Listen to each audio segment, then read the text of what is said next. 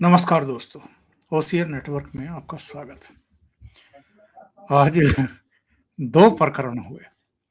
योगी आदित्यनाथ विधानसभा में बोल रहे थे, प्रधानमंत्री नरेंद्र मोदी राज्यसभा में, और प्रधानमंत्री का भाषण जितना बेजोड़ था, जितना यादगार है, उससे कम योगी आदित्यनाथ का भी नहीं था।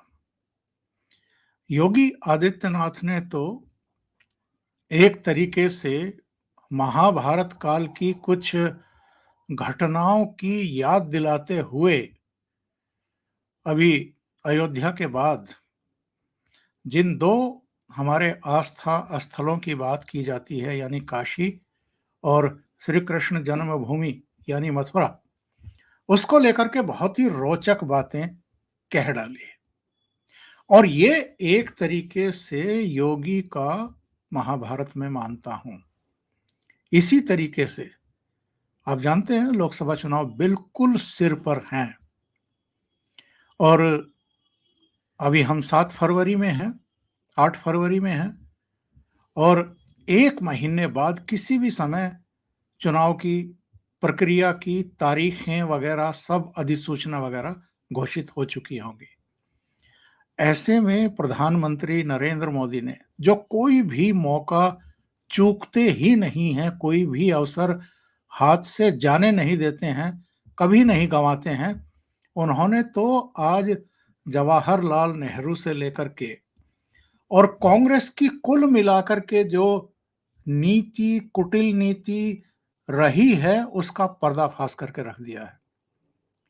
मनमोहन सिंह के समय जो पॉलिसी पैरालिसिस की बात की जाती थी, उसकी भी धज्जियां उड़ाई, और अपने तमाम उपलब्धियों का जिक्र करते हुए खास तौर से जो ये आजकल राग आलाप रहे हैं ओबीसी का और तमाम दूसरी चीजों का, उसका भी भंडा फोड़ करके रख दिया। नेहरू जी की एक चिट्ठी निकाल लाए जो उन्होंने मुख्यमंत्रियों को लिखी थी, और उसमें उन्होंने क्या-क्या कहा था आरक्षण को लेकर के। यानी एक तरीके से उन्होंने नेहरू को आरक्षण विरोधी सिद्ध कर दिया, और ये भी कहा कि कांग्रेस पार्टी जो है वो अब सामने चुनाव देख करके इस तरह की चर्चाएं कर रही है, वरना तो अंबेडकर को भारत रत्न नहीं दिया, अपने परिवार को ही देते रहे। और कौन नहीं जानता है कि अंबेडकर को हरवाने के लिए उस समय क्या-क्या प्रपंच रचे गए थे। मेरे साथ 2 खास मेहमान इस समय जुड़ रहे हैं। धीरेन्द्र पुंडीर दिल्ली से और अनुपम मिश्रा प्रयागराज से। दोनों को जोड़ लेते हैं और दोनों ही भाषणों पर, यानी मोदी और योगी के भाषणों पर चर्चा करते हैं। आप दोनों का बहुत स्वागत है। नमस्कार। धीरेन्द्र जी, सबसे पहले मैं आपके पास आता हूं, बल्कि मैं अपने दर्शकों को भी और आपको भी योगी आदित्यनाथ के भाषण के वो अंश सुनवा देता हूं। और देखिए, अयोध्या का उत्सव लोगों ने देखा तो नंदे बाबा ने भी कहा, वे हम काहे इंतजार करें।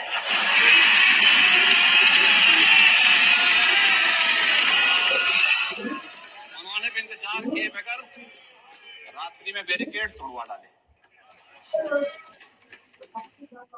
और हमारे कृष्ण कन्हैया कहां मानने वाले हैं।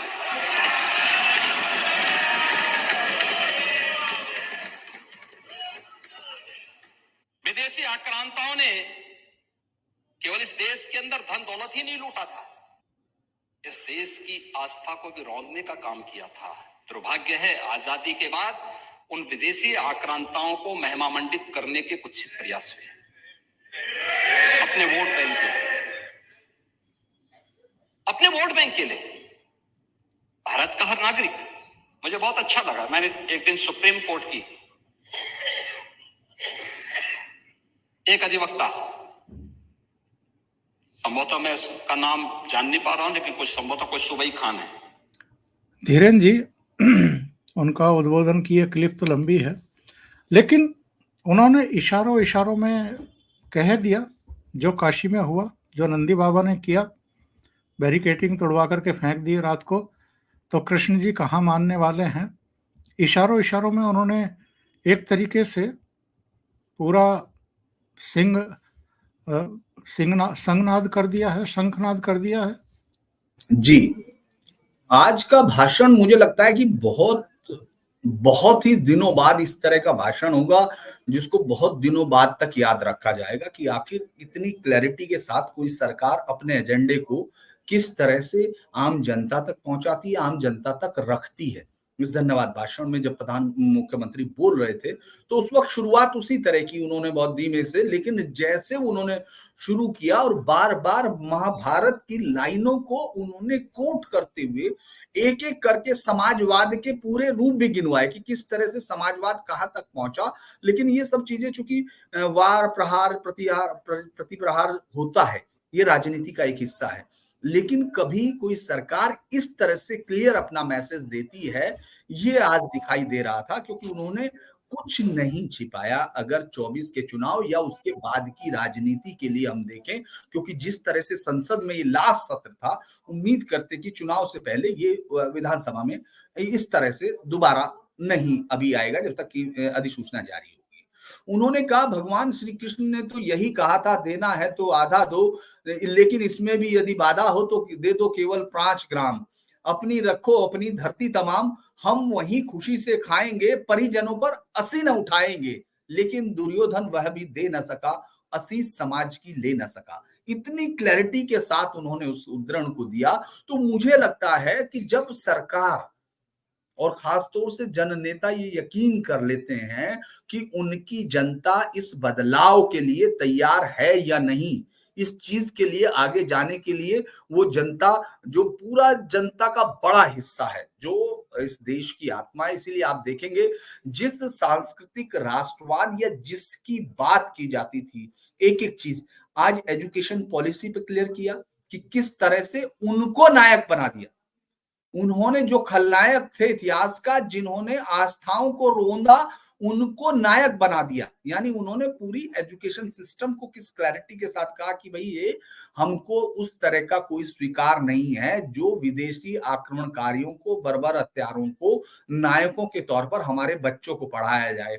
उन्होंने कहा कि आस्था के सिर्फ 3 बिंदु, उन्होंने तीनों को गिना। आपने जो सुनवाया वो बिल्कुल साफ तौर पर उन्होंने कहा कि ये बैरिकेडिंग तुड़वा बैठे, यानी रात को, जिसको आपने ओवैसी का बयान सुना होगा, बहुत सारे लोगों ने उस समय बहुत कानून होने की कोशिश की। और आप देख रहे होंगे आजकल सबसे ज्यादा अगर कोई है तो लेफ्टिस्ट या तमाम लोग ये बताने में लगे हुए हैं कि देखिए 1991 का कानून, places of worship act of, उनके पास ना तो शाहबानों का कोई मामला रहता है, ना उनके पास सीए जो है एक्ट उसका कोई मामला रहता है, लेकिन 1991 का रहता है। उस सब चीज को उन्होंने क्लैरिटी के साथ कह दिया और फिर कहा ये बहस जब 1985-86 में शुरू हुआ था और शहाबुद्दीन हुआ करते थे जो सिविल सेवा से आए थे, उस वक्त भी ये कहा गया था और ये पहल हो गई थी कि ये 3 जो केंद्र हैं, आस्थाओं के केंद्र हैं, मथुरा, अयोध्या, काशी, इनको लेकर अगर वापस कर दिया जाए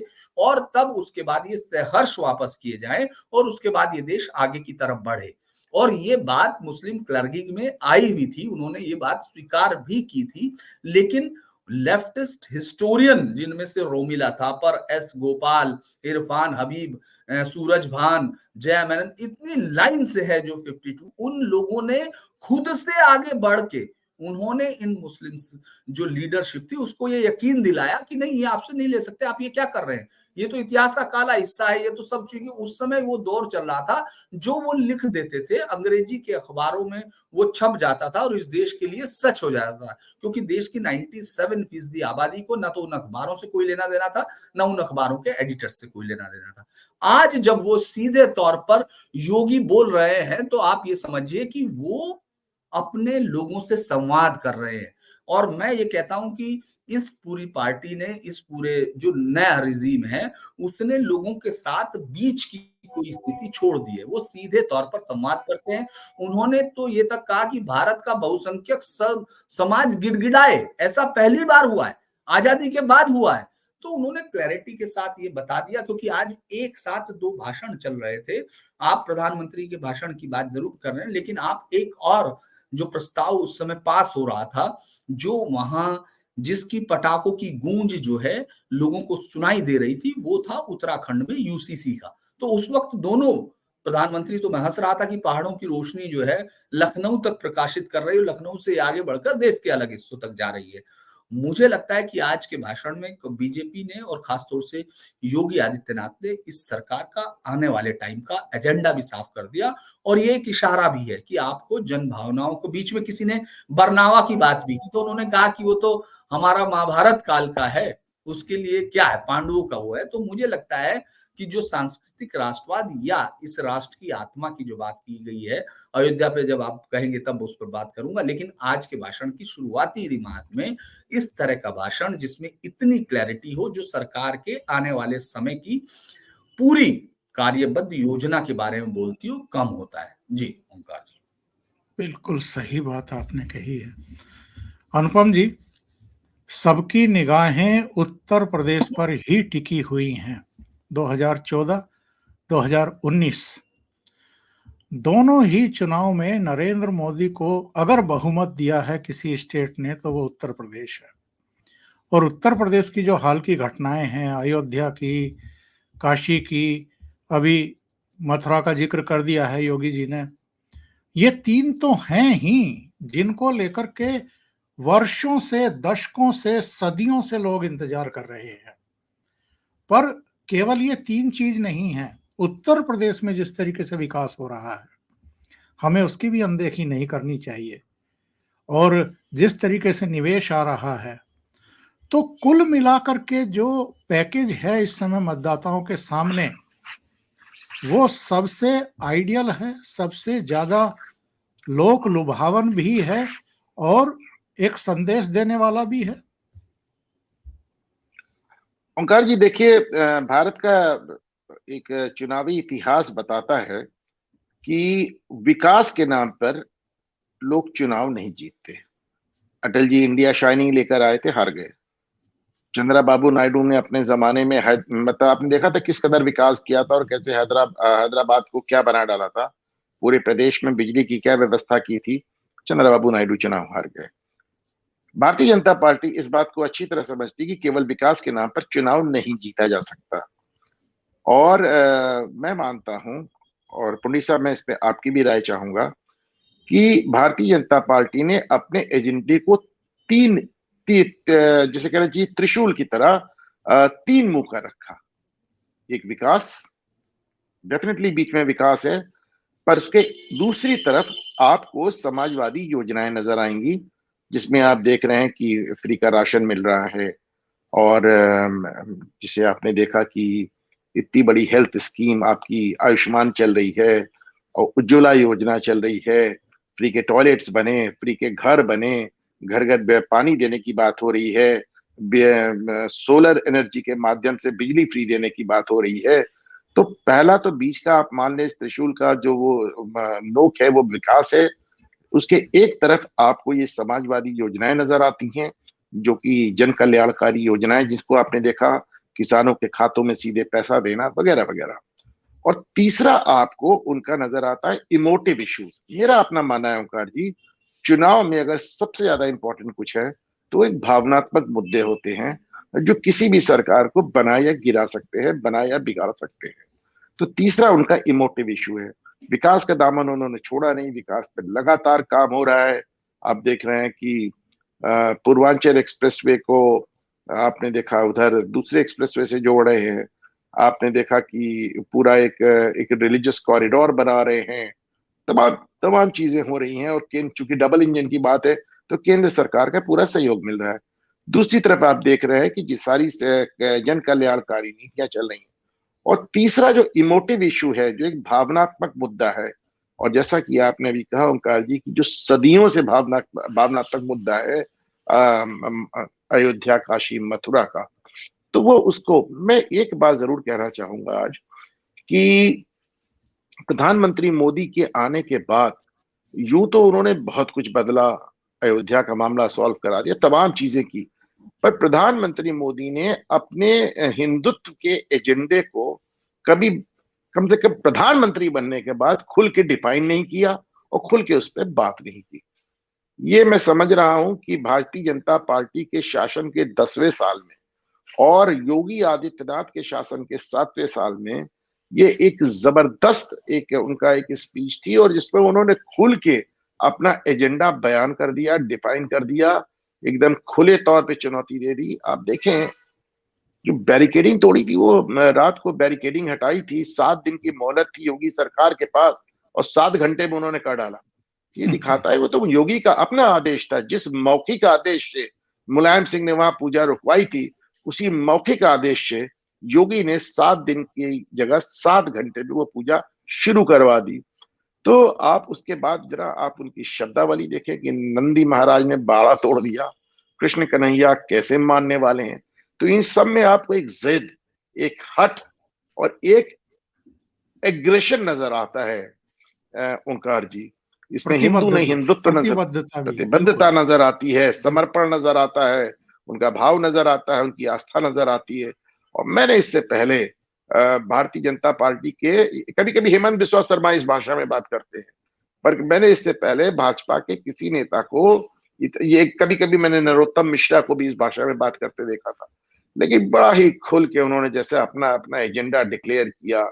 जिस तरह उनको, जैसे आप कह रहे हैं योगी का महाभारत, जिसमें उन्होंने विपक्ष को सीधे सीधे दुर्योधन बना डाला, जिसमें 5 ग्रामों के नाम पे उन्होंने वो तीनों जो हिंदुओं के तीर्थ है उनको खुलेआम वापस लेने की घोषणा कर दी। तो मैं समझता हूं कि एक जिसे वाटरशेड मोमेंट है ये, मतलब मुझे याद नहीं पड़ता कि इसके पहले इतना खुला डिक्लेरेशन मोदी या योगी या किसी और भाजपाई मुख्यमंत्री या लीडर ने किया हो। तो आप इसका असर देखेंगे। मैं आपको बता रहा हूं ओंकार जी, जो भाषा आज योगी आदित्यनाथ ने बोली है, उसका असर राम मंदिर से कम नहीं होगा ओंकार जी। बहुत बड़ी बात आपने कही है, बिल्कुल सही बात कही है। अब आते हैं जरा प्रधानमंत्री नरेंद्र मोदी पर। नरेंद्र मोदी का जो भाषण है राज्यसभा का, वो संग्रहणीय तो है ही, बहुत लंबे समय तक वो असर डालने वाला है भारतीय राजनीति पर। और मैं तो कहूंगा, वो कहते हैं ना कि ताबूत में आखिरी कील ठोकना। मैं आपको उनका एक बयान सुनवाता हूं, दर्शक भी सुने। हमें यहाँ आर्थिक नीतियों को लंबे में भाषण सुना रही है।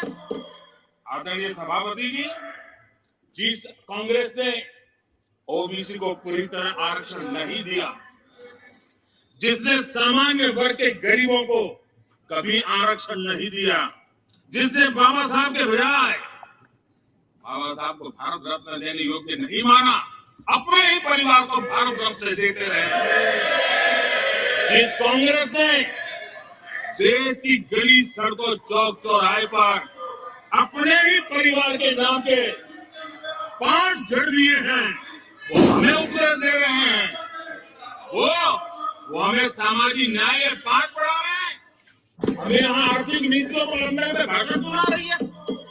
आदरणीय सभापति जी, ये जो अटैक किया है प्रधानमंत्री नरेंद्र मोदी ने, धीरेन्द्र जी आपकी टिप्पणी शुरू में चाहूंगा, बाद में अनुपम जी के पास। ये एक निर्णायक प्रहार है इनके ऊपर, इनको एक्सपोज कर दिया पूरी तरीके से। और उन्होंने तो बल्कि जम्मू कश्मीर का भी उदाहरण दिया कि 70 साल तक वहां पर अलग अलग जातियों को वंचित रखा गया, उनके हकों से वंचित रखा गया। देखिए, पीएम मोदी की एक बात तो हम लोगों को देखनी होगी कि उनके राजनीतिक कैरियर को पिछले 10 सालों से दिल्ली के जर्नलिस्ट बहुत करीब से देख रहे हैं। उससे पहले सिर्फ बड़े लोग जो यहाँ से जाते थे दिल्ली से, बड़े पत्रकार जिनको ये मालूम है कि वो कैसे पूरी दुनिया उन्होंने आंवले की तरह रखी हुई थी, और वो देख के बता देते थे रवांडा में कौन जीतेगा, बुरुंडी में कौन जीतेगा और यहाँ कौन जीतेगा। और जब जनता उनको नहीं जिताती थी कि उत्तर प्रदेश में कौन जीतेगा, जैसे ही वो बता नहीं पाते थे तो वो नाराज हो जाते थे उत्तर प्रदेश की जनता से। वो लोग भी इस प्रधानमंत्री मोदी के पॉलिटिकल आइडिया को अभी तक डिकोड नहीं कर पाए, क्योंकि आप ये देखिए, उचित समय का चुनाव कम से कम प्रधानमंत्री मोदी की राजनीतिक जो उनकी स्ट्रेटजी है उसका पहले या दूसरे बिंदु का एक तो सरप्राइज वो हमेशा करते हैं, दूसरा कि वो चुनाव करते हैं कि किस वक्त किस चीज का मतलब है। आज के बाद ये संसद का सत्र खत्म होता है और यहां से जो मैसेज पब्लिक को जाना था, पूरे तमाम देश के लोगों को ये मैसेज संसद से बोलते हुए प्रधानमंत्री कह रहे हैं, जहां हर एक शब्द को प्रिविलेज कमेटी या एक भी किसी भी जगह जाया जा सकता है। उनके किसी भी शब्द को वहां से संसद में जो कहा जाता है, ये माना जाता है कि उसमें कोई भी शब्द आप झूठ नहीं कह सकते हैं, उसको आपको रिकॉर्ड पर रखना होता है।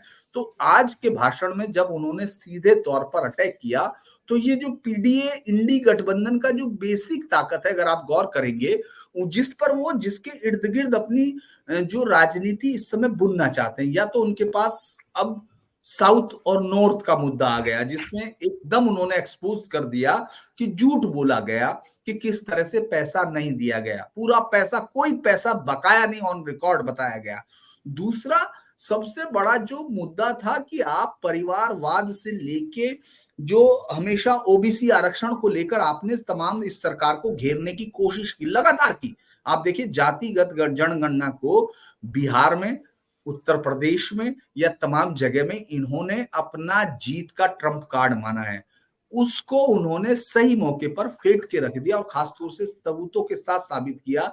मुझे लगता है कि नेक्स्ट में जवाहरलाल नेहरू के बारे में शायद ही कोई अब इतना जो इस देश के लोगों ने उनको पढ़ा नहीं था, उतना प्रधानमंत्री पढ़ा चुके हैं, क्योंकि उनके लेटर, उनकी तमाम चीजें वो सब लाकर, तो उसे धीरेन जी उसको सुनवा देते हैं जो नेहरू वाला प्रकरण है।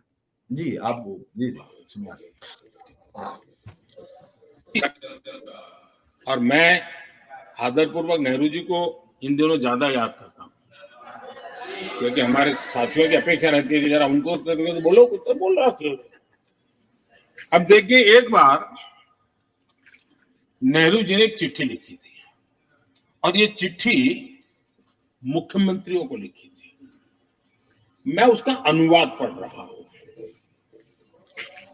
उन्होंने लिखा था, ये देश के प्रधानमंत्री पंडित नेहरू जी द्वारा उस समय के देश के मुख्यमंत्रियों को लिखी गई चिट्ठी है, ऑन रिकॉर्ड है।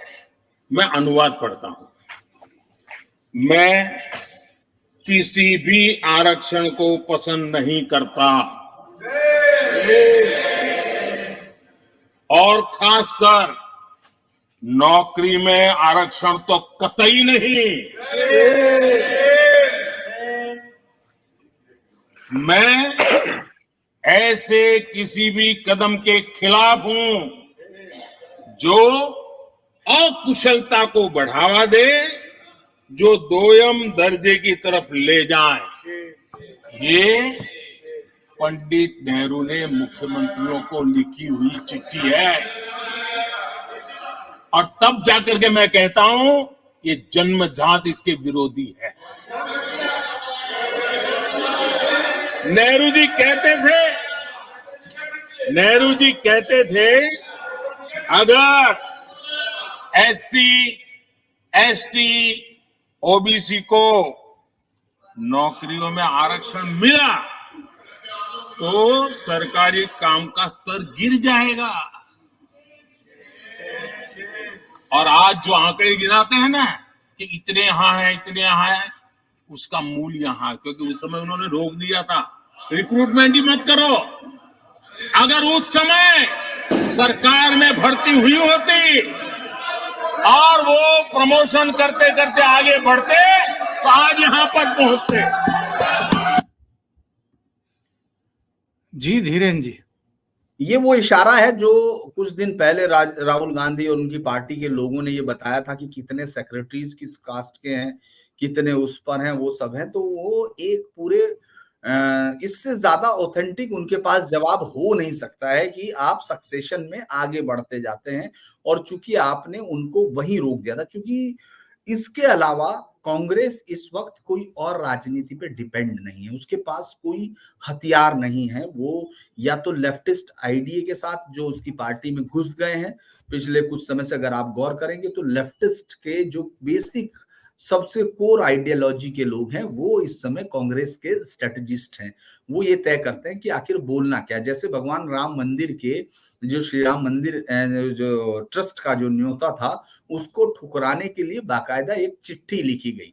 उसको शांति से आप रख सकते थे। ये बात मैं इसलिए कह रहा हूं क्योंकि आज मैं कांग्रेस के एक जिला अध्यक्ष से मिला, यूपी के, जो बहुत लंबे समय से 34 साल से कांग्रेस का कार्यकर्ता है और जिला अध्यक्ष से मौजूदा समय में। उसने हमसे कहा कि सर, ये धर्म भीरू प्रदेश था, कम से कम कांग्रेस हाईकमान को ये सोचना चाहिए था कि वो इस चिट्ठी को जवाब कैसे दे, उसको ये लिखना चाहिए था। तो आप ये सोचिए कि उस प्लैंक पे इसके पास कुछ नहीं है। अगर मोदी ये कह रहे हैं कि 40 से नीचे आना है, तो उसके लिए उनके पास प्लान है। उन्होंने उनके जो सबसे बड़े हथियार है, सबसे बड़ा हथियार इस वक्त उनके पास जातिगत जनगणना है। हर जगह अगर सबसे ज्यादा कोई राहुल गांधी अगर या तमाम उनकी पार्टी किसी पीड़ा से गुजरकर लोगों के साथ कह रही है कि हम आपके साथ सहानुभूति में हैं, तो वो जातिगत आरक्षण है।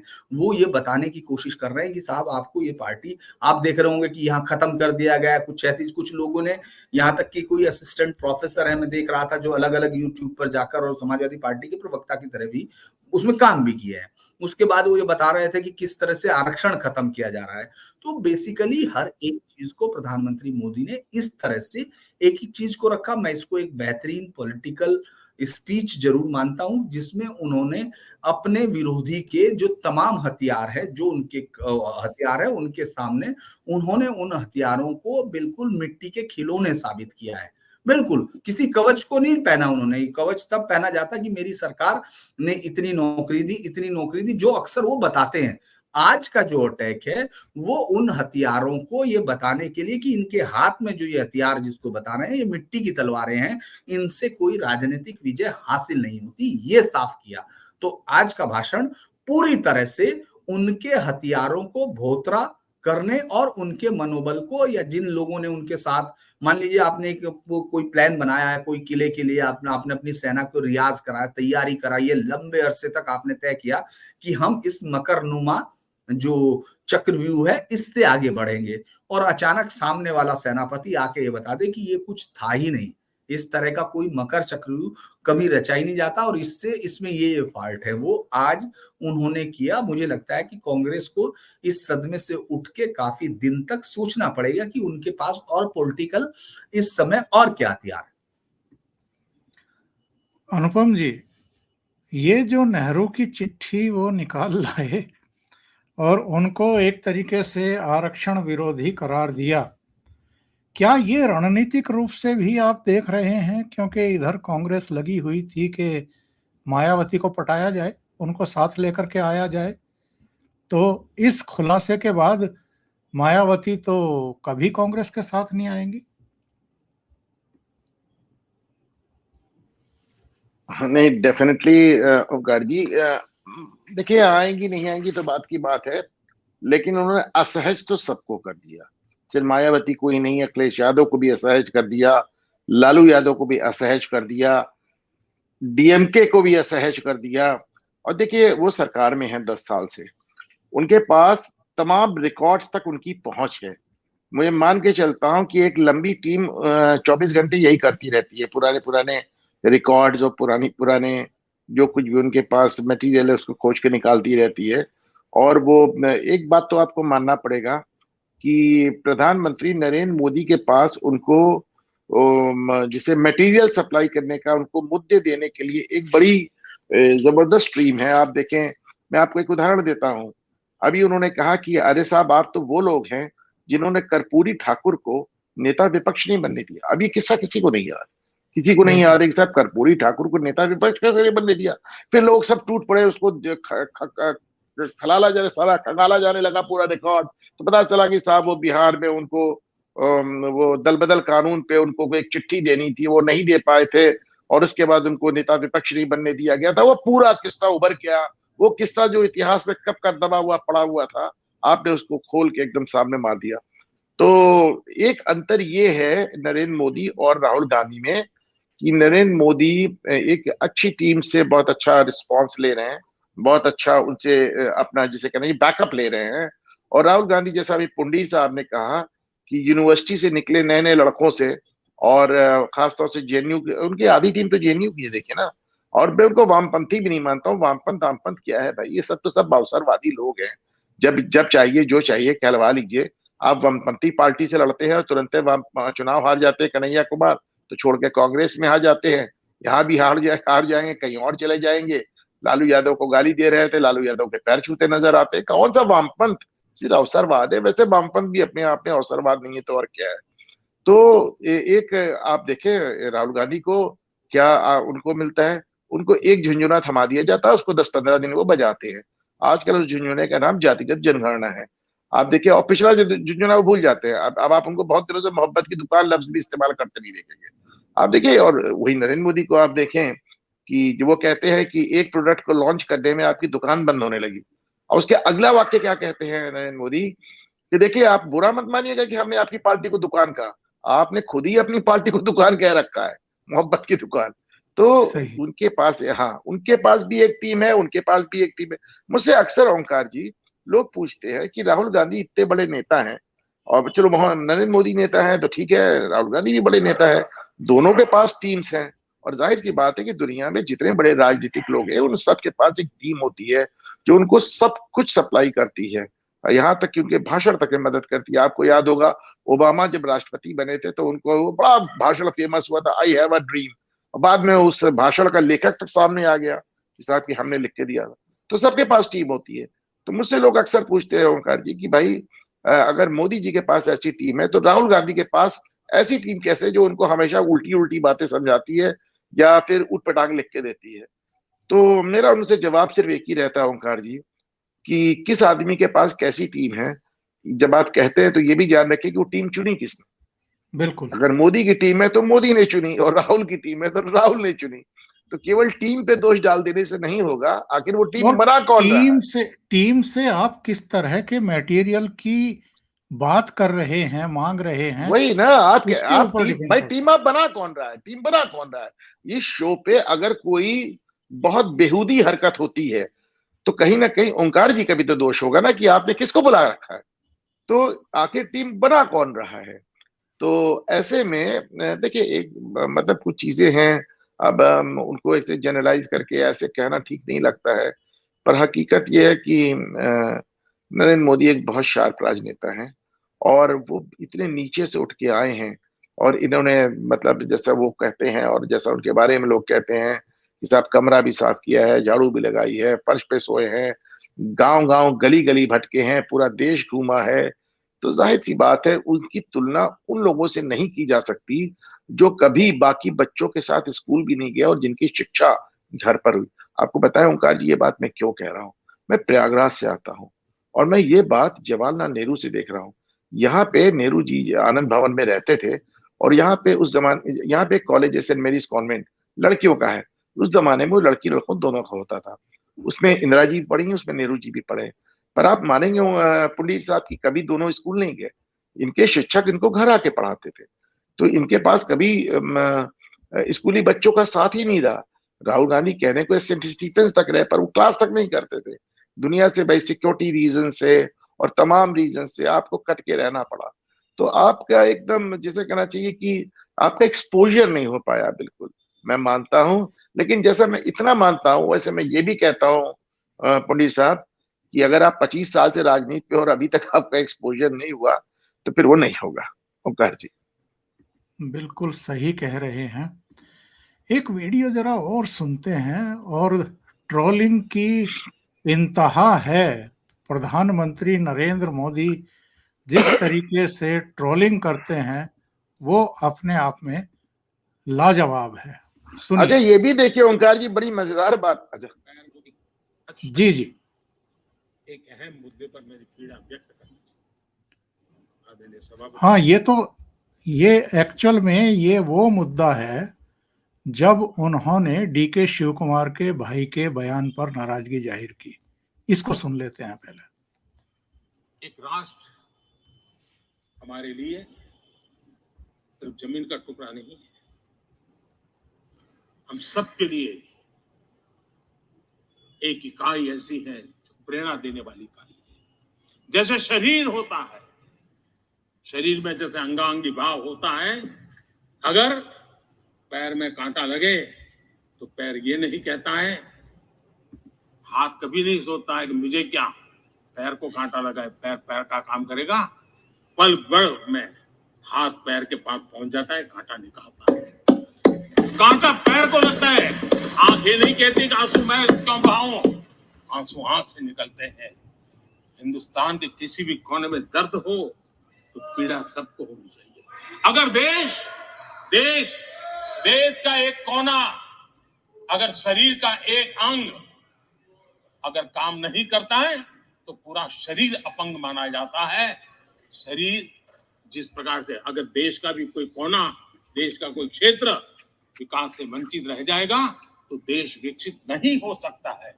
और इसलिए हमें भारत को एक अंगांगी भाव से देखना होना चाहिए, उसको टुकड़ों में नहीं देखना चाहिए। जिस प्रकार से हिंदी और भाषा बोली जा रही है, देश को तोड़ने के लिए, राजनीतिक स्वार्थ के लिए नए नैरेटिव गढ़े जा रहे हैं।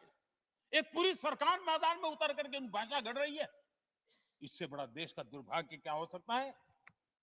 आप मुझे बताइए, झारखंड का कोई आदिवासी बच्चा अगर ओलंपिक के खेल के अंदर जाकर के मेडल लेकर आएगा तो क्या हम ये सोचते हैं कि तो झारखंड का बच्चा है? पूरा देश कहता है हमारा देश है।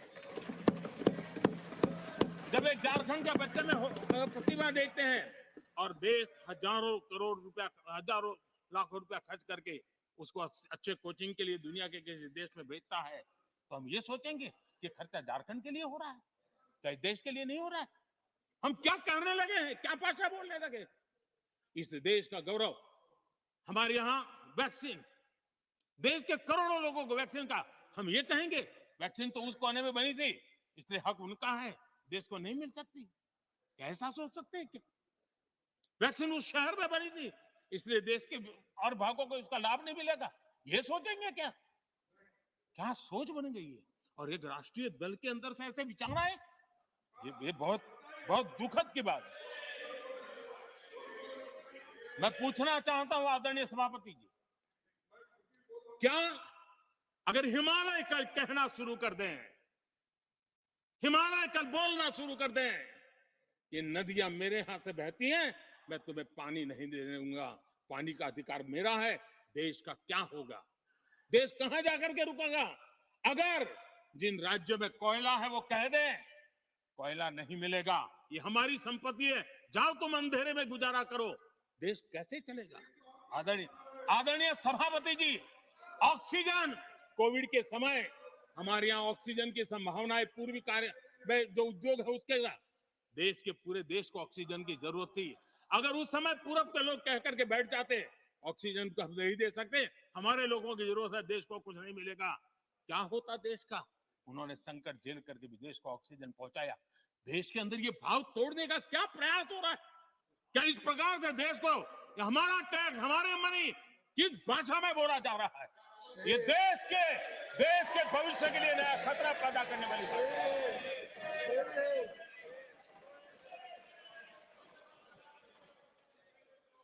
देश को तोड़ने के लिए नए नए नैरेटिव खोजना बंद कर दीजिए। देश को आगे बढ़ना है, देश को एक साथ लेकर के चलने का प्रयास कीजिए। आदरणीय सभापति जी,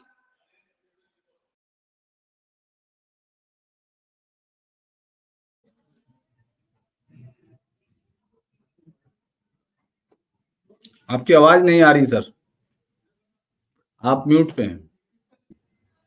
जी, प्रधानमंत्री जब बोलते हैं किसी विषय पर या किसी के ऊपर बहुत सोच विचार करके प्रहार करते हैं, उदाहरण देकर के, धीरेन्द्र जी, क्या ये एक ऐसी मारक क्षमता है उनके पास कि उठने नहीं देते हैं?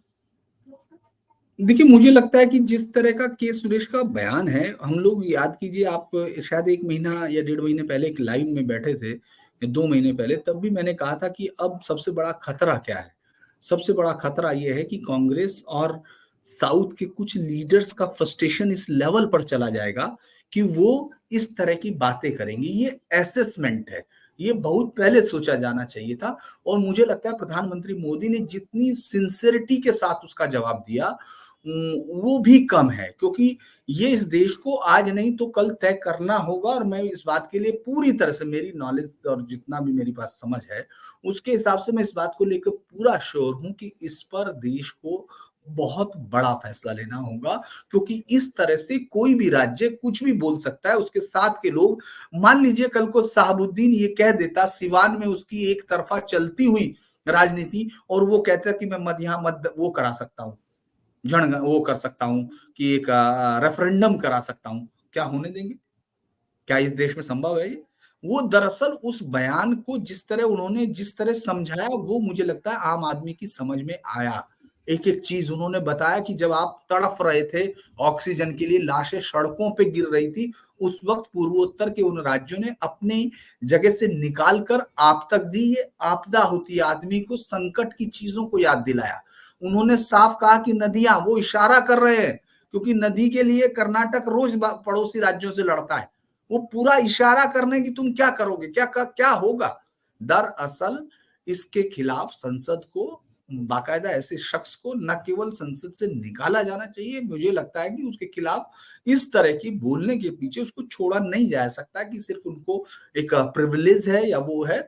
उनको कोई प्रिविलेज नहीं, देश तोड़ने वाली बातों पे आपको क्लैरिटी के साथ होगा। मुझे लगता है कि प्रधानमंत्री मोदी इस मामले में काफी ज्यादा, चूंकि जमीन से आए, अभी उन्होंने बताया, अनुपम जी ने पूरा डिटेल के साथ समझाया कि क्यों उनके पास ये एक्सपोजर है, क्यों चीजों को जोड़ने की ताकत है। क्योंकि आप लोगों के साथ बैठते हैं पूरे देश में, जब वो ये कहते हैं, इस बात का मजाक बनता था, हम लोग भी लाइट में लेते थे, लाइट वे में, जब ये कहते थे कि मैंने केदारनाथ में मैं रहा हूं, फिर मेरा यहाँ से रिश्ता है, फिर मेरा वहां से रिश्ता है, तो तमाम लोग कहते थे, याद होगा आपको उस समय, अब वो मीम्स बनने बंद हो गए कि मैं तो यहाँ रहा था, मेरा तो यहाँ भी रिश्ता है, उस समय मीम्स बनने लगे थे। लेकिन ये समझ बताती है कि वो सब ग्राउंड की राजनीति है, उन्होंने उसको जिया है और इसीलिए इतने नश्तर की तरह से लगाया। इस पर केजी सुरेश को मुझे लगता है इससे बेहतर जवाब नहीं दिया जा सकता कि जिस तरह की राजनीति तुम करना चाहते हो, और मुझे लगता है इस पर रोक अभी लगनी चाहिए, वरना बाद में दिक्कतें होंगी। जी, आखिरी टिप्पणी मैं चाहूंगा अनुपम जी से, जरा इसको सुन लेते हैं। प्राइम मिनिस्टर ने किस तरीके से अब इन्होंने राहुल गांधी को ट्रोल किया। अपने युवराज को एक स्टार्टअप बना करके दिया है। अभी वो नॉन स्टार्टर है।